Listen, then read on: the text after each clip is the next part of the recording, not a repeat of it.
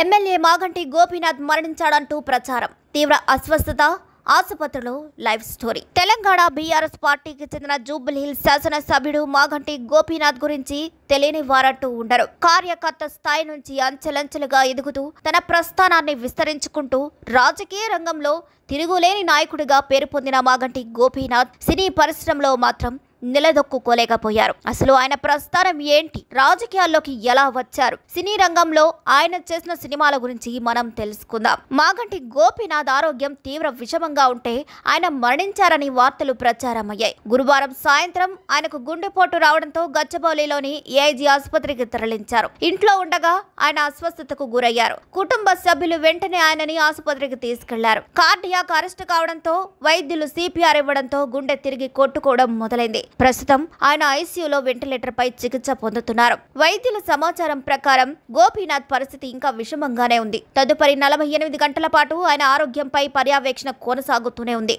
అప్పుడే ఆరోగ్యంపై స్పష్టత ఇవ్వగలమంటూ వైద్యులు తెలిపారు. గత కొంతకాలంగా ఆయనకు మూత్రపిండ సంబంధిత సమస్యలు ఉన్నట్లు తెలుస్తుంది. ఇక 3 నెలల క్రితం కూడా డయాలసిస్ కోసం ఆయన ఏఐజీకి చేరినట్లు సమాచారం. గోపీనాథ్ తండ్రి మాగంటి కృష్ణమూర్తి ఆంధ్ర ప్రాంతం నుండి వచ్చి హైదరాబాద్ లో స్థిరపడ్డారు. 1963 జూన్ 2వ తేదీన గోపీనాథ్ జన్మించారు. గోపీనాథ్ పుట్టి పెరిగిందంతా హైదరాబాద్ లోనే. హైదర్గూడలో నివాసం ఉండేవారు. ఆయన తల్లి మహానంద కుమారి. ఆమెకు సినిమాలంటే ఇష్టం ఉండేది. అలా గోపీనాథ్ కు కూడా చిన్నతనంలోనే సినిమా పిచ్చి ఉండేది. హీరో కృష్ణ నటించిన గూఢచారి 116, మోసగాళ్లకు మోసగాడు వంటి యాక్షన్ మూవీస్ చూసి ఆయనపై అభిమానం పెంచుకున్నారు గోపీనాథ్. తన అభిమాన హీరో కృష్ణకు అభిమాన నటుడైన ఎన్టీఆర్ అంటే తరువాతి రోజుల్లో విపరీతమైన ఆరాధనా భావం పెరిగింది. ఎన్టీఆర్ నటించిన అనేక పౌరాణిక చిత్రాలను చూసి ఆయనకు జేజేలు కొట్టేవారు గోపీనాథ్. ఆ రోజుల్లో తన మిత్రులతో కలిసి గోపీనాథ్ గొడవలు చేయడం గట్రా చేసేవారు. ఆయనకు ఒక బుల్లెట్ ఉండేది. అలాగే ఆయన మిత్రులు కూడా బుల్లెట్స్ కొని అందరూ కలిసి తిరిగేవారు.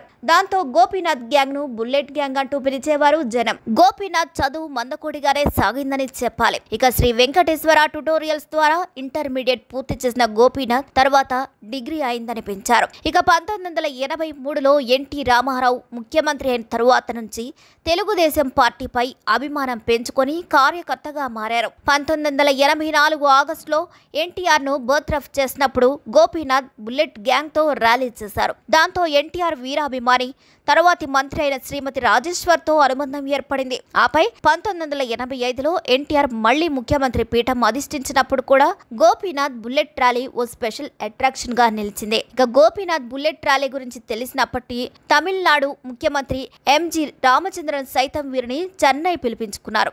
అక్కడ కూడా గోపీనాథ్ తన గ్యాంగ్ తో బుల్లెట్ ర్యాలీ నిర్వహించడం ఓ సంచలనం. ఇక గోపీనాథ్ చురుకుతనం చూసిన ఎన్టీఆర్ ఆయనను తెలుగు యువత అధ్యక్షునిగా నియమించారు. 1985 నుండి 1992 వరకు గోపీనాథ్ తెలుగు యువత అధ్యక్షునిగా బాధ్యతలు నిర్వహించారు. ఇక 1989లో ఎన్టీఆర్ తెలుగుదేశం పార్టీ ప్రతిపక్షంలో ఉండవలసి వచ్చింది.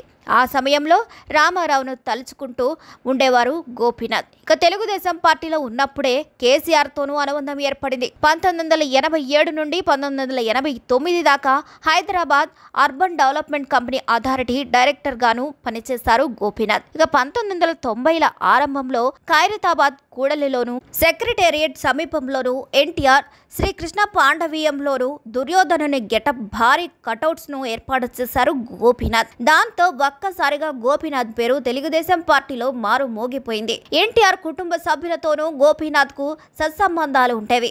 అలా రాజకీయాల్లో ఒక్కో మెట్టు ఎక్కుతూ వచ్చిన గోపీనాథ్ 1995లో పాత బస్తీతో నిర్మాత అయ్యారు. ఇక తెలుగుదేశం పార్టీని నమ్ముకొని ఉన్న గోపీనాథ్ కు చంద్రబాబు నాయుడు ఆంధ్రప్రదేశ్ రాష్ట్ర విభజన తరువాత జరిగిన ఎన్నికల్లో జూబ్లీహిల్స్ తెలుగుదేశం అభ్యర్థిగా సీటునిచ్చారు. 2014లో జరిగిన ఈ ఎన్నికల్లో తన సమీప ప్రత్యర్థి మజ్లిస్ పార్టీకి చెందిన నవీన్ యాదవ్ పై 9,000కు పైచిలుకు ఓట్లతో విజయం సాధించారు గోపీనాథ్. అలా తొలిసారి అసెంబ్లీలో ఎమ్మెల్యేగా అడుగుపెట్టిన గోపీనాథ్ కొన్నాళ్లకు అప్పటి టీఆర్ఎస్ ప్రభుత్వంలోకి చేంజ్ అయ్యారు.